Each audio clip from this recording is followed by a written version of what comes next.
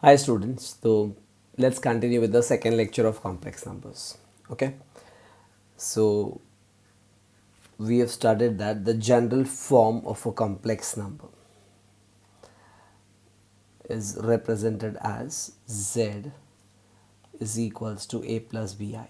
A complex number is written as z is equals to a plus bi, where a is called the real part of the complex number and b is called the imaginary part of the complex number, where a and b are real numbers.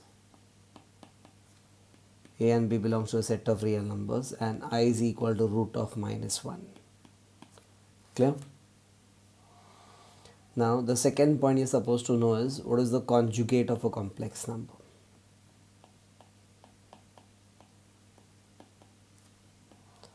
So conjugate of any complex number, conjugate, remember the word conjugate. Okay, so conjugate of any complex number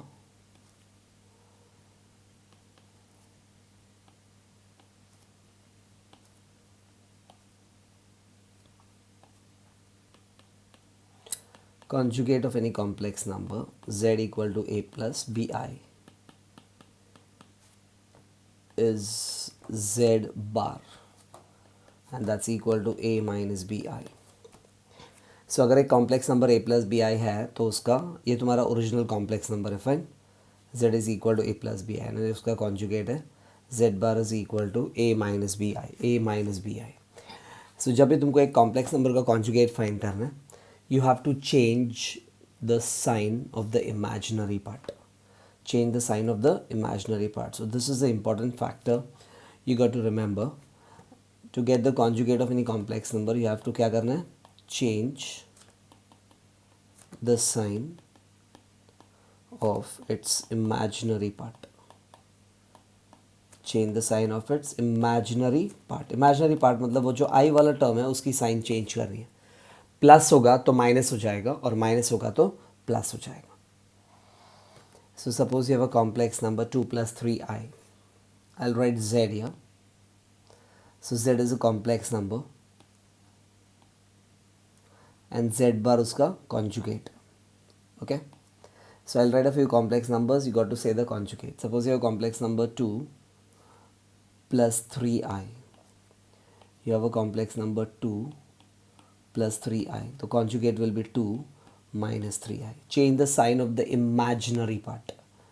Suppose you have complex number minus 3 minus 4i. The conjugate will be minus 3 plus 4i. Change the sign of the imaginary part. Suppose you have complex number minus 3i plus 4. So you have to imagine this complex number as 4 minus 3i. Okay, and then write the conjugate. So here the conjugate will be 4 plus 3i. Always change the sign of the imaginary part. You can directly write 3i plus 4, even that's correct. Suppose you have complex number minus 6i.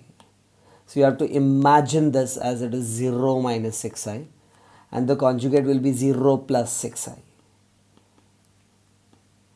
So that can be written as 6i. Okay. So whenever you have to find the conjugate of any complex number, change the sign of the imaginary part. Change the sign of the imaginary part. So to get the conjugate of any complex number, we always change the sign of the imaginary part and it's denoted as z bar. Now remember, z plus z bar, any complex number plus uska conjugate is always equal to a real number.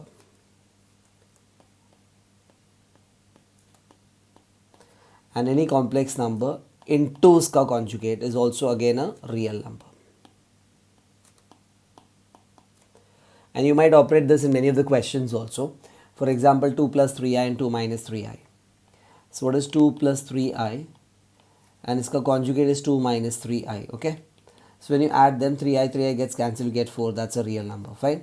You multiply two complex numbers, 2 plus 3i into 2 minus 3i.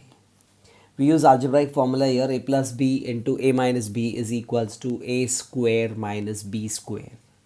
A square minus b square. So here it becomes 2 square minus 3i the whole square. Fine. Or you can directly write the answer as 4 minus 9i square. I square is minus 1. So when you substitute I square as minus 1, this becomes 4 plus 9. The reason is I square is minus 1. So the answer is 13. Okay. So the product of a complex number and its conjugate is always a real number. Now to solve all these questions, the most important factor you got to know is the powers of I. So first we supposed to learn the powers of I. So the next point you got to remember is powers of I. So your complex number is a plus bi. I is the imaginary unit. The value of I is root of minus 1. So I is equals to root of minus 1. If I square this, then I get I square is equal to minus 1. Okay, I square is equal to minus 1. I square is equal to minus 1. That's very, very important for all the sums. Wherever you find I square, you can substitute it's equal to minus 1. The next formula you got to derive is I cube now. What is I cube ka value? So let's find what is I cube now. So I cube is equals to I square into I, right? Now the value of I square is minus 1. So you can write this as minus 1 into I. That will become minus I. So your value of I cube is equal to minus I. I cube is equals to minus I. So remember, I cube is equals to minus I. I cube is equals to minus I. Now let's go for I4. How do you find I4 now? So you can say I4 is equals to I square into I square, right? So I square into I square will become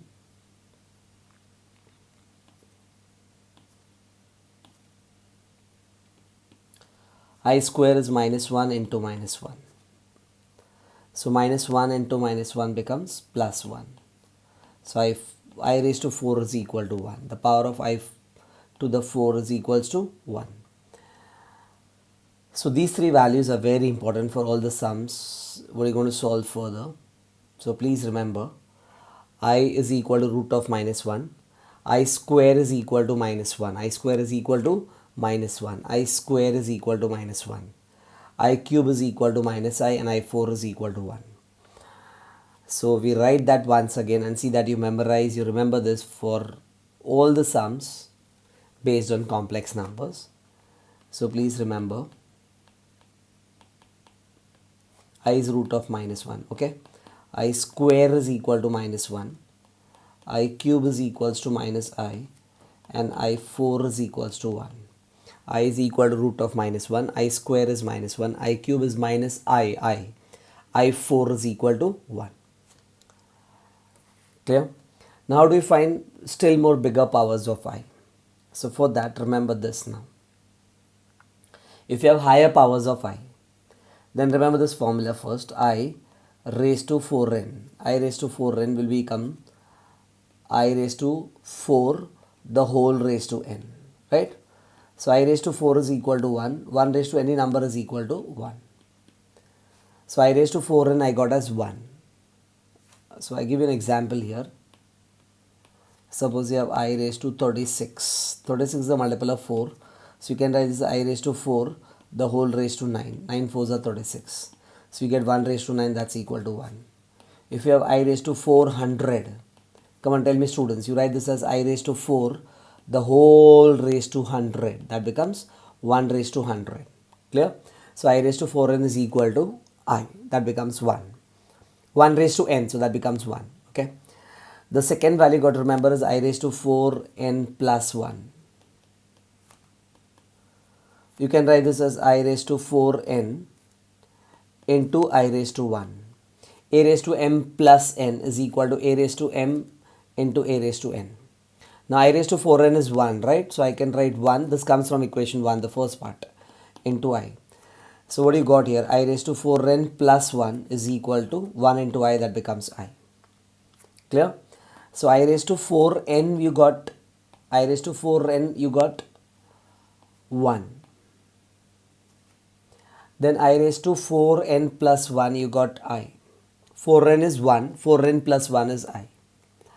Further, tell me what is I raised to 4n plus 2 now. I raised to 4n plus 2.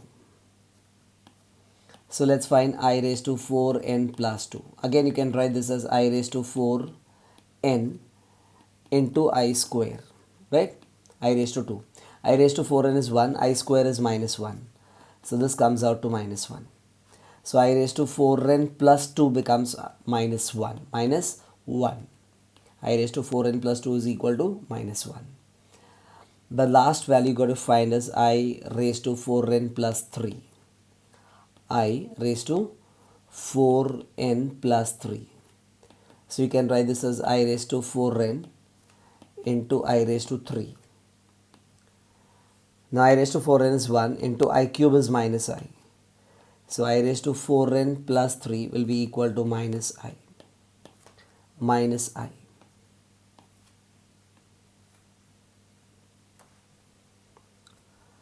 So from these three formulas you can find all values of any powers of I, any greater powers of I. So please remember these three formulas also. What were the formulas? You see that you're very thorough with this. I raised to 4n आएगा तो 1. I raised to 4n plus 1 will be I. I raised to 4n plus 2 will be I square, that's equal to minus 1. I raised to 4n plus 3 will be I cube, that's equal to minus I. Okay. So let's now remember a general formula. So to find I raised to any number, suppose you have I raised to m दिया है question में. So you have to divide this m by 4 and express m is equals to 4 into any number. Okay, this is a natural number plus r. R is the remainder. So when you divide by 4, this n will be the quotient and r will be the remainder. Clear? For example, you got to find I raised to 301. So I can write this as I raised to 300. When you divide 300 by 4, I raised to 301. So let's divide 301 by 4. This becomes 4 into. When you divide this by 4, 301 को 4 से divide करोगे तो क्या मिलेगा? 4 7s are 28, 4 5s are. So 4 into 75 is 300 plus the remainder is 1. Clear? So this becomes what? I raised to 4n plus 1. I raised to 4n plus 1 is equal to I. You had the formula there. What is the formula? I raised to 4n plus 1 is always equals to I. So here the n values. So your answer becomes I. Clear? Let's take one more example. I raised to. Second example is I raised to say 3004. So you can divide this by 4. So it's going to be 4 into, divide that, 4 7s are 28, 4 5s are 4 2s are. And there is no remainder here. So it becomes I raised to 4n. I raised to 4n is equal to I raised to 4n आया मिला. So I raised to 4n is equal to 1. Clear? So I've been using that formula. I raised to 4n is equals to 1.